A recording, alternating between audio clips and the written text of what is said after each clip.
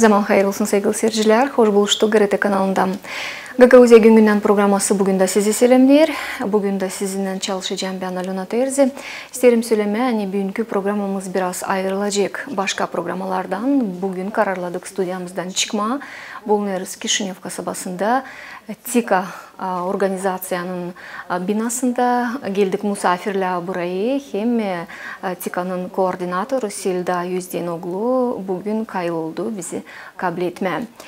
Gagauzyan ilişkileri için Türkiye'nin arasında hem o projeler için angıları Gagauzya'da gerçeklenirler TİKA kurumun yardımından büyün lav gidecek programımızda. Onuştan hepsinize teklif ederim. Bugün de bizimle birlikte olasınız. 1-2 kapımdan sonra gene döneriz programımıza.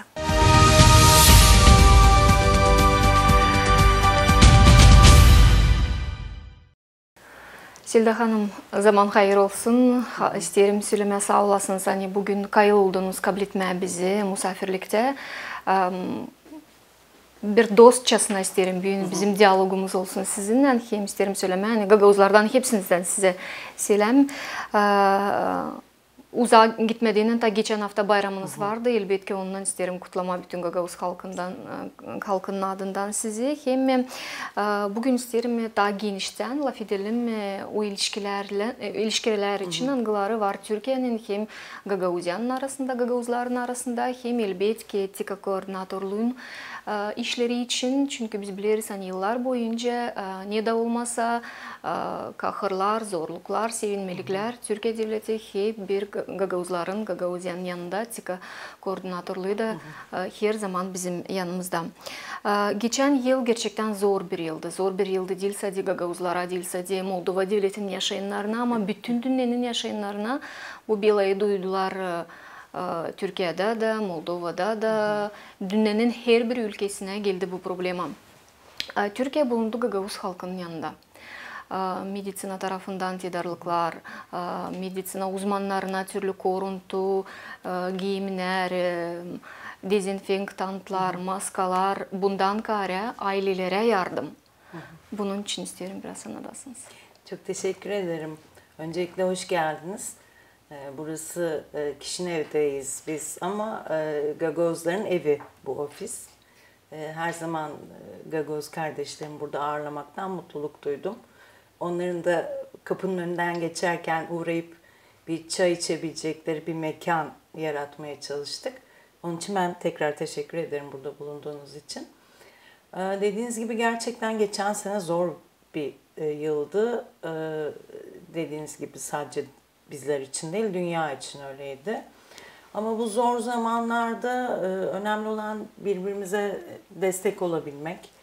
Biz de gücümüz yettiği kadar Gagauz kardeşlerimizin yanında olmaya çalıştık. Neye ihtiyaçları varsa, hangi alanda sıkışıyorlarsa onların elini tutmaya çalıştık. Bu bizim görevimiz zaten. Burada bulunma sebebimiz de bu. Ben eğer bazı yaraları sarabildiysek, bazı hastalıklara ilaç olabildiysek, bazı sıkıntılara giderebildiysek kendimi çok mutlu sayacağım ve geçen seneyi mutlulukla kapatmış hissedeceğim. Aldığım geri dönüşlerde de insanların bizim desteğimizden mutluluk duyduğunu hissedebiliyorum. Ben teşekkür ederim size. Ama Silda Hanım'ı Gagauzya'da şans sorabilirler diyelim böyle TİKA koordinatörü gibi ama bir dost gibi. Silda Hanım'ı açan görürler Gagauzlar, bilirler hani dostumuz geldi hani her zaman ya da olmasa her zaman yardım elini uzatacak. Ben 2017 yılının sonunda geldim Moldova'ya. Gelmeden önce TİKA'daki önceki görevlerim nedeniyle birkaç kez gidip gelmiştim. Gagauzları biraz tanıyordum, Moldova'yı biraz tanıyordum. Ve tabii ki seviyordum. Ama buraya geldikten sonra sanki ailemi bulmuş gibi hissediyorum. Yani ilk geldiğim günden beri Gagauzlar bana o kadar çok kucak açtı ki sanki yıllardır görmediğim ailemle kavuşmuş gibi hissettim. Ben de onlara kalbimi açtım. Çünkü çok açık bir toplum. Yani siz de bizim genetik yakınlığımız dolayısıyla siz de bizim gibi açık bir toplumsunuz. kucaklaşmayı seviyoruz. Birbirimize sevgi göstermeyi seviyoruz. Kalbimizden konuşuyoruz. Olduğum gibiyim gagozların arasında. Nerede ne sıkıntı var onu gidermek için kendi sıkıntım gibi yardımcı olmaya çalışıyorum. Dolayısıyla birbirimizi çok sevdik. Böyle çalışmak da gerçekten çok güzel. Bu çalışmak değil, bir yerde mutluluk benim için. Onun için şanslıyım, şanslı hissediyorum burada görev yaptığım için. TİKA kurumu dünyanın 150 ülkesinde büyünkende işini götürüyor. Gerçekten binlerle proje gerçeklersiniz. Hem o projeler hepsi insana daha yakın olmak, insana yardım etmesine doğru dolu meditsina, üretim tarafında. Gagauzya'yı alalım. Moldova devleti de elbette ama Gagauzya için isterim bir daha genişten laf edelim. Uşak başçıları, huzur evleri, hastaneler, hani projelerin sayısı o kadar çok, hani böyle birden aklına da gelmeyecek, hani oturup da lazım düşünmeye. Burada bakmışsın Gagauzya'da yok may hiçbir de yaşamak yeri, bir de köyün yeri de nerede TİKA'nın yardımı olmasın. Bu projeler için isterim biraz anlatasınız. Şimdi TİKA 92 yılında kuruldu. Türkiye'nin kalkınma yardımı veren kuruluşu.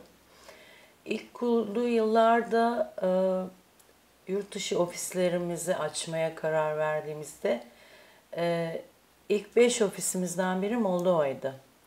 94 yılında burada koordinatörlüğümüz açıldı. Bunun sebebi tabii ki buradaki Gagavuz kardeşlerimizin varlığıydı. Yani o bizim için çok önemli, çok kıymetli. Hani bizim kardeşimiz Gagavuzlar ve Moldova ile aramızda gerçek bir köprü. 94 yılından bu yana Moldova'da çok işler yaptık. TİKA da çok gelişti. TİKA şu anda dediğiniz gibi 150'ye yakın ülkede faaliyet gösteriyor. Bunlardan 62 ofisimiz var 61 ülkede. Ve ofislerimiz aracılığıyla işte o ülkelere kalkınma yardımı götürmeye çalışıyoruz. Afrika'da varız, Balkanlar'da varız, Orta Doğu'da varız. Yani Güney Amerika'da, yani dünyanın her yerinde yayılmış durumdayız. Çok aktif bir kuruluş haline geldi. Hatta son dönemde diğer ülkelerin benzer kuruluşlarıyla mukayese edildiğinde bizim yaptığımız kalkınma yardımlarına Türk tipi kalkınma yardımı gibi bir isim konulmaya başlandı. Artık dünyada, literatürde Türkiye'nin yaptığı yardımlar konuşulmaya başladı. Moldova özeline geldiğimizde de Moldova ile ilişkilerimizde tabii ki Gagavuzların varlığı çok çok önemli ama biz Moldovanlarla da çok iyi dostuz. Biz zaten Gagavuzya'yı Moldova bütünlüğü içinde güçlenmesini, daha iyi şartlarda yaşamasını destekleyen bir ülkeyiz. Zaman içinde Moldova ile de stratejik ortaklar haline geldik. Umuyorum önümüzdeki dönemde de bu ilişkilerimiz daha da gelişir.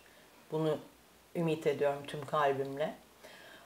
Gagavuzların özelinde de ben şöyle değerlendiriyorum. Gagavuzlar bizim gerçek kardeşlerimiz. Yani Moldovanlar dostlarımız ama Gagavuzlar kardeşlerimiz.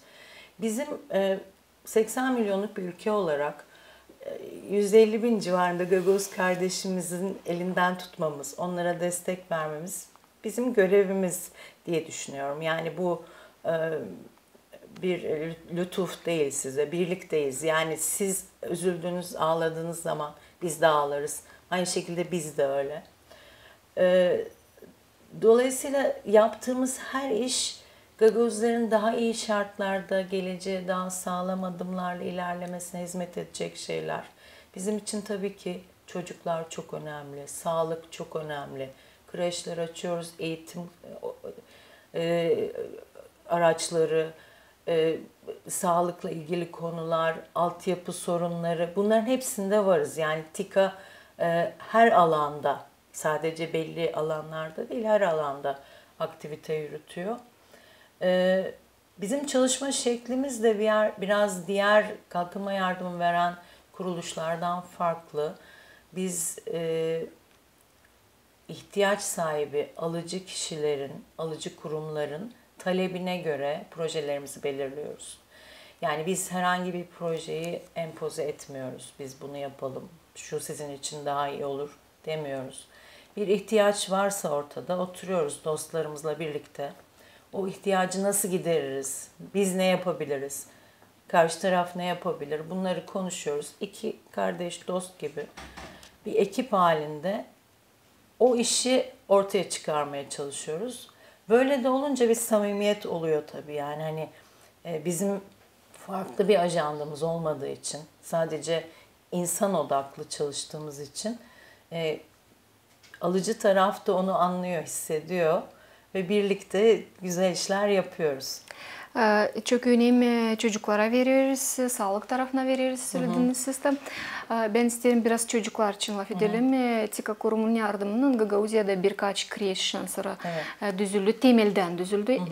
Hani böyle diyelim Mera'nın içinde bir şey yok ama temelden kaldırıldı kocaman kreş. Büyük çocuklar orada saatlerim gidiyorlar, bilgilerini kabul ediyorlar, kazanırlar. Siz bu kreşlere, bu uşak başçılarına geldiğinde, bu çocukların gözlerine baktığında acaba ne duygularınızı içinizden geçirirsiniz? Aslında bu yaptığımız işlerden bağımsız olarak ben Gagauz çocuklarının gözünde böyle bir ateş görüyorum. Ve bu beni çok mutlu ediyor çünkü onlar Gagauzya'nın geleceği. Onlar ne kadar iyi yetişirse, ne kadar mutlu, iyi şartlarda olurlarsa Gagauzyan'ın geleceği de o kadar güzel olacak. Tabii ki bizim önceliğimiz onlar. Biz bu kreşleri yaparken onların daha iyi şartlarda yetişmesini, eğitim almasını hedefliyoruz elbette. Çünkü layıklar. Yani dünyaya gelen her çocuk gibi layıklar. Ama Gagozlar benim için tabii ki daha özel. Onlar en iyisine layık. Ve çocuklar gerçekten kreşlerde gittiğim zaman o gözlerindeki ışıltıyı görüyorum, o mutluluğu görüyorum.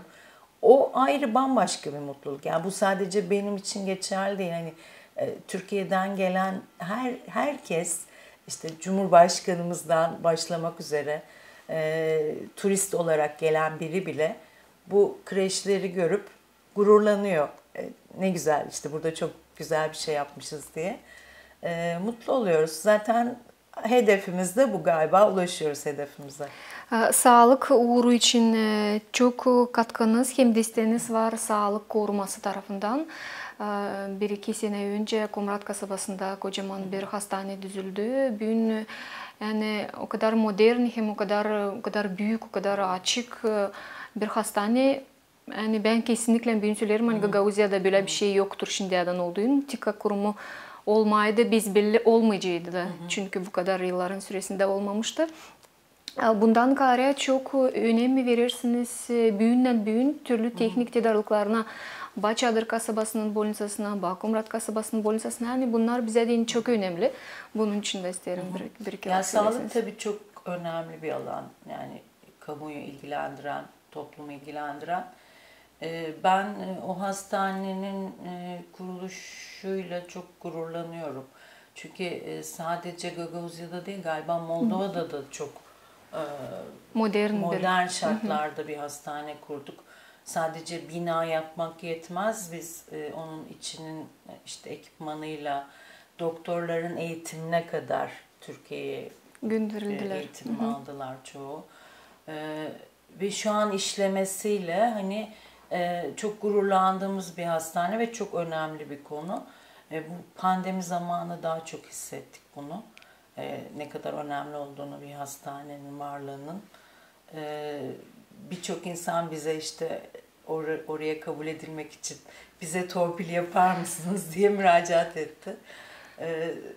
Demek ki hani çok yani istenen, güvenilen bir hastane.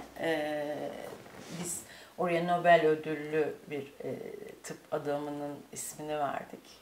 Profesör Doktor Aziz Sancar'ın. Ve umarım hani Gagauzya'dan da bir gün Nobel ödüllü tıp insanları çıkacak. Umutlanıyoruz.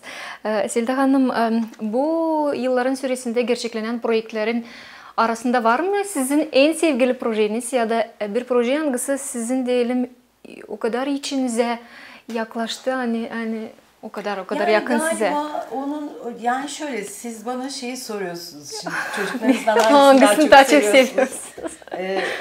Yani onu somut olarak söyleyemem ama şöyle söyleyebilirim.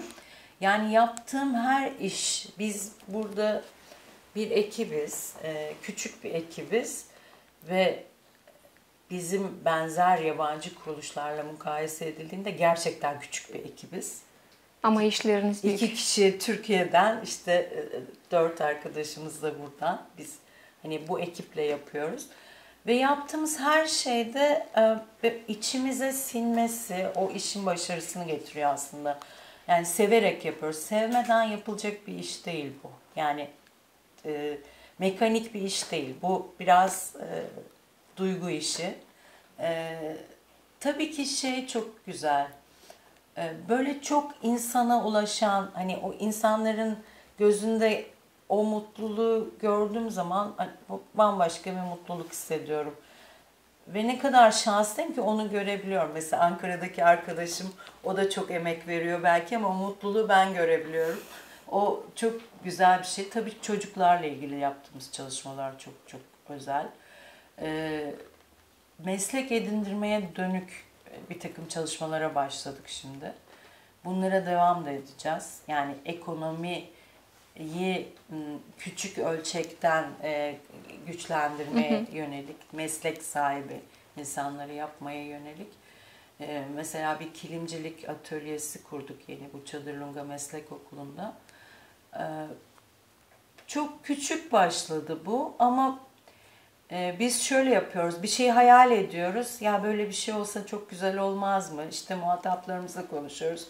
Hadi yapalım, hadi yapalım. Ve sonra o iş ortaya çıkınca tabii çok mutlu oluyoruz. Şimdi oradan insanlar eğitim alacaklar. Bu Gagavuz kilimlerini ben çok seviyordum. Ve arıyordum, bulmak istiyordum. Genelde evlerde, sandıklarda kalmış kilimler dışında yeni üretilen kilim bulamıyorduk. Yoktu öyle bir şey. Şimdi o geleneği de yaşatmak için orada insanlar eğitim alacaklar. Sadece eğitim çağındaki kızlarımız değil, ev hanımları kurslara gidebilecekler. Belki ev ekonomilerine bir katkı olabilecek. Sonra benim o işteki uzak hedefim işte dünyada Gagavuz kilimlerini böyle aranan, çok satılan, çok kıymetli bir hale getirmek. Onun için de çalışacağız. Böyle işler beni çok mutlu ediyor. Yani sürekliliği olan, sürekli bir şey kazandıran işler çok mutlu ediyor beni gerçekten. Bu düş gitmeniz umutlanırsa hani gerçek aslıya çıkacak, gerçek olacak da Gagavuz kilimlerini Evet. dünyanın ülkeleri arayacaklar ama isterim söylemeye hani evvelden ta Gagavuz ailesinde yoktu kızlar. Yoktu bir de kız hani bilmesin pala dokuma ya da kilim dokuma her bir ailede vardı bu büyük makineler hangilerinde dokardılar kilimleri çünkü hayvancılıkla zanatlanan arkana iplik, yapa bunlar hepsi evde yellen işlediler. Onuştan bu çok lazımlı hem diyelim bitki yıllarda bir sorumlu iş olur. İnsan daha çok başlar bunun manasını anlayıp geri dönme.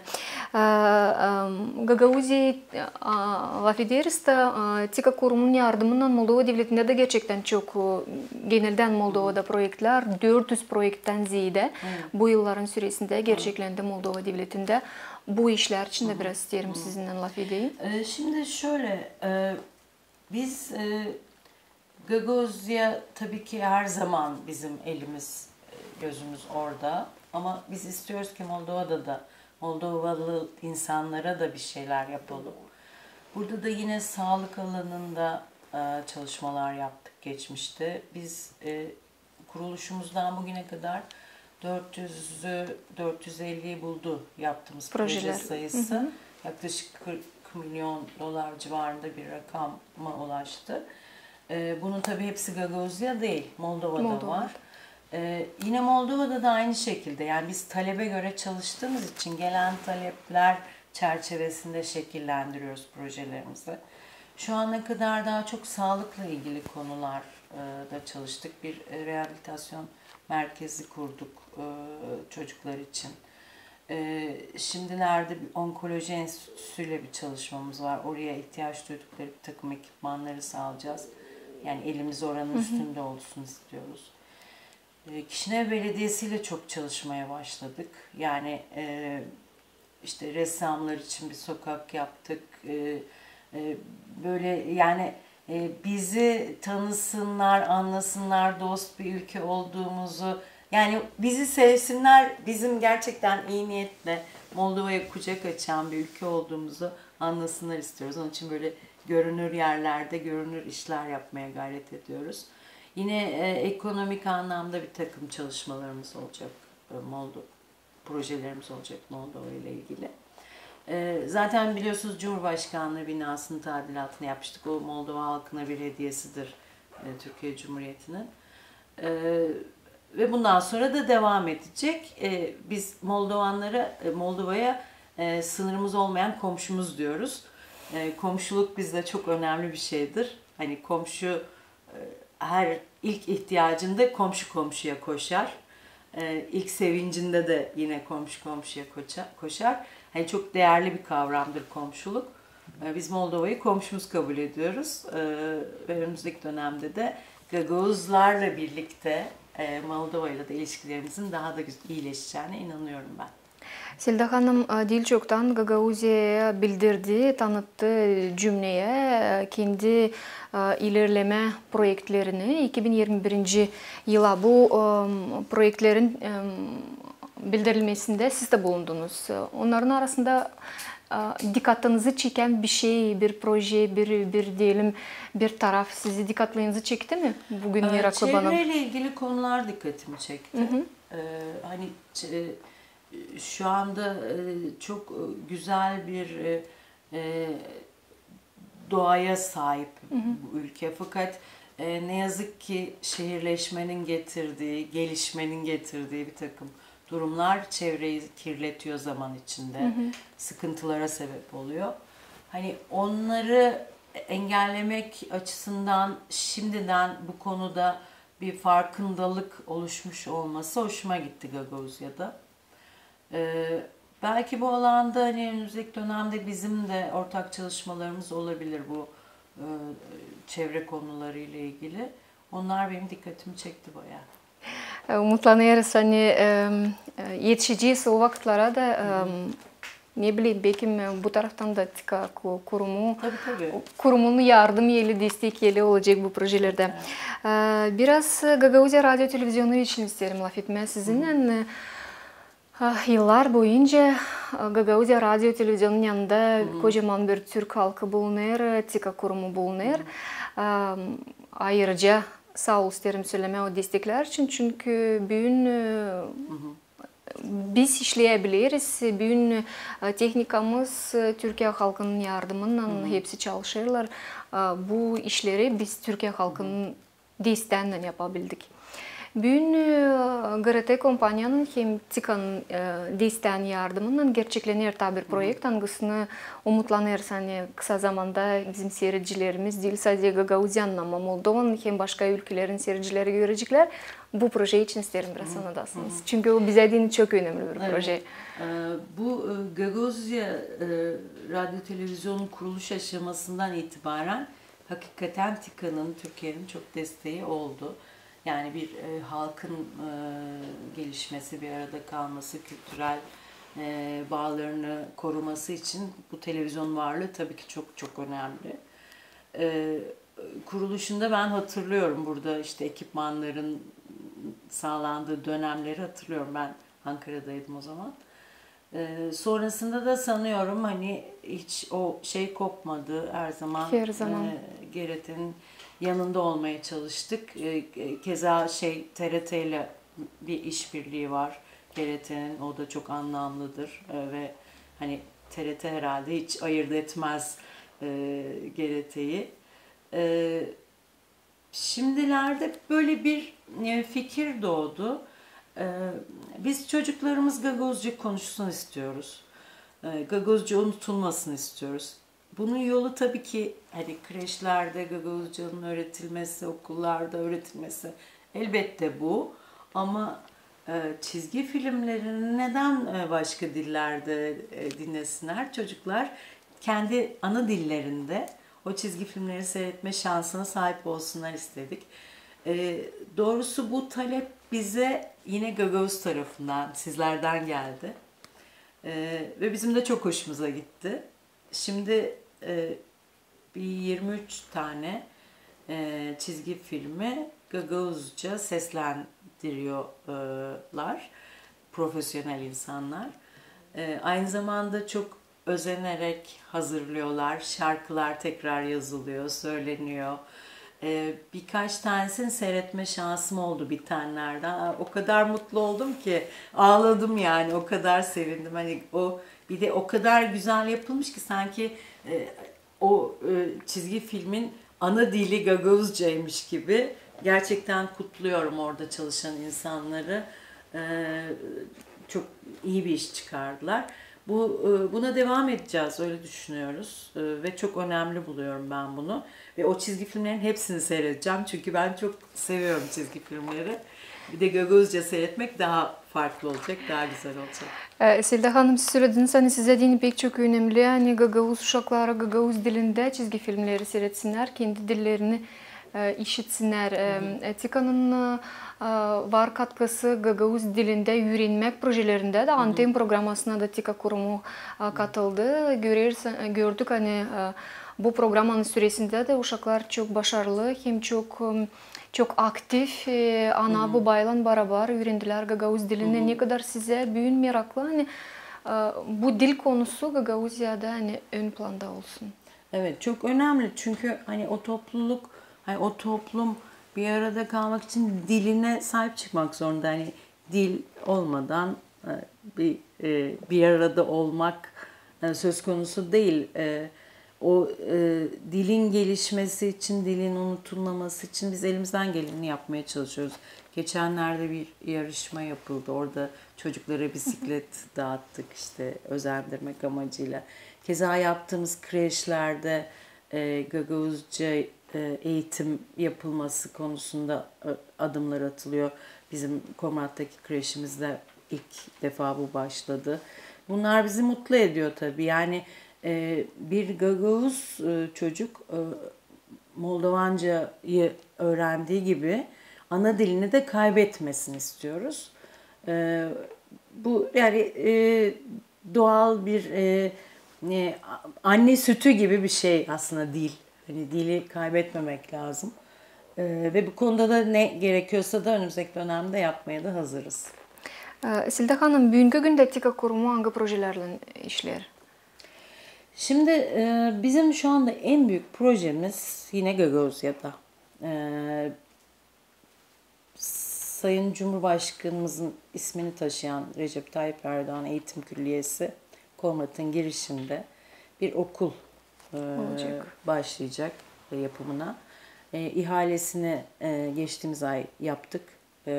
Daha önce yapılacaktı ancak pandemi nedeniyle maalesef ne işte ekip gelebildi ne ekip gidebildi derken böyle bir tıkanıklık yaşadık ama çok şükür geçtiğimiz ay tamamladık onun ihalesini. Şimdi eğer kısmet olursa bir taş koyma töreni de yapacağız.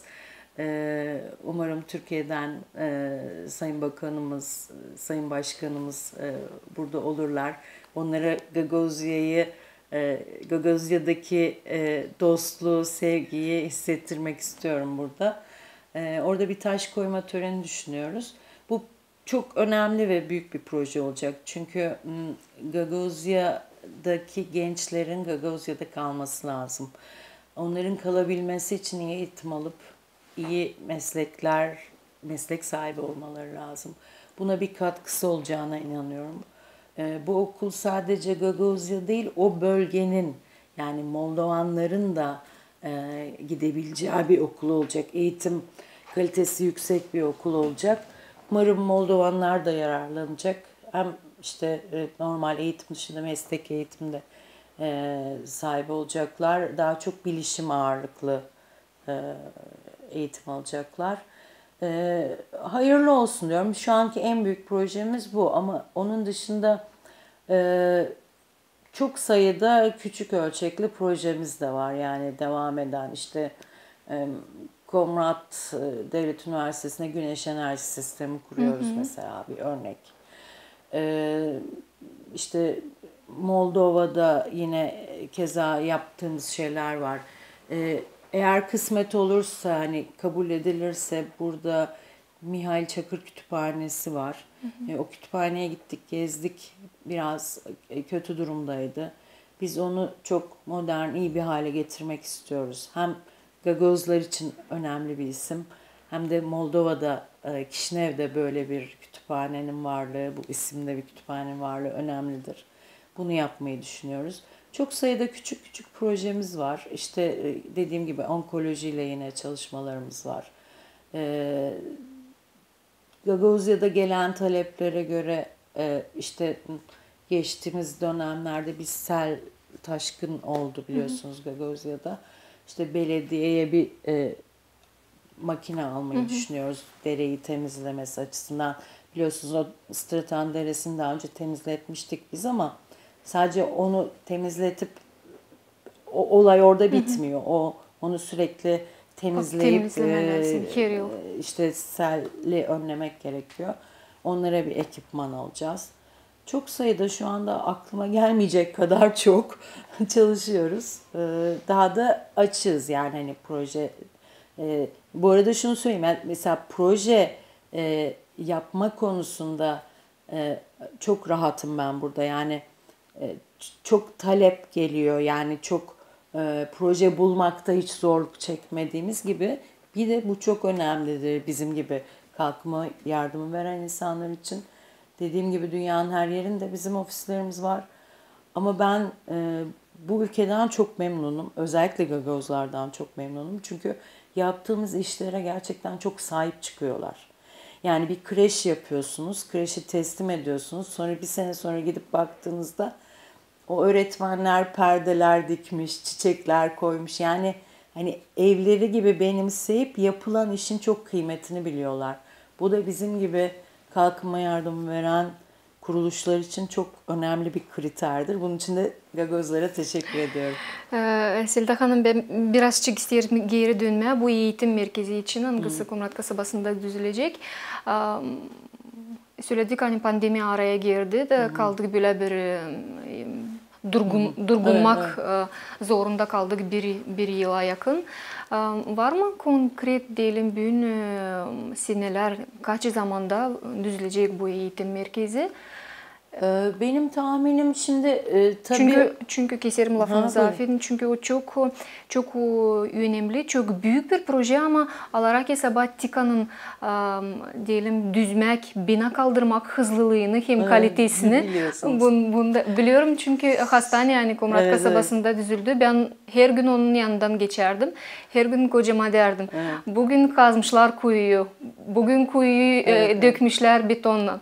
Bugün duvarları başlamışlar kaldırma. Ben her gün yani bu hastane benim gözümün önünde büyüdü, kalktı ve ben gördüm kendim gözlerimle ne kadar hızlı hem ne kadar kaliteli bu iş oldu. Onun için yani çok önemli bir iş. Gerçekten o doğru. Bu konuda mütevazi olamayacağım. Çünkü biz bir işi yaparken en kaliteli, en iyi firmaları seçmeye gayret ediyoruz. Bir de çok sıkı kurallarımız var. Yani işte bitirilmesi gereken zamanda bitmesi gerekiyor. Yoksa cezalar veriyoruz. Dolayısıyla hani bu yeni okulun ihalesini de ilk etabının ihalesini 25 Haziran'da yaptık. Şimdi firmayla sözleşmemizi imzaladık. Bir Türk firması kazandı ki o Türk firması da hastaneyi yapan firma tesadüfen. Sözleşmemizi imzaladık. Yerimizi teslim ettik. Şimdi onlar çalışmaya başlayacaklar.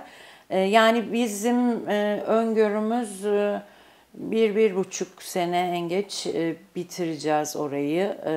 Belki de önümüzdeki sonbahara yetiştirmeye çalışacağız.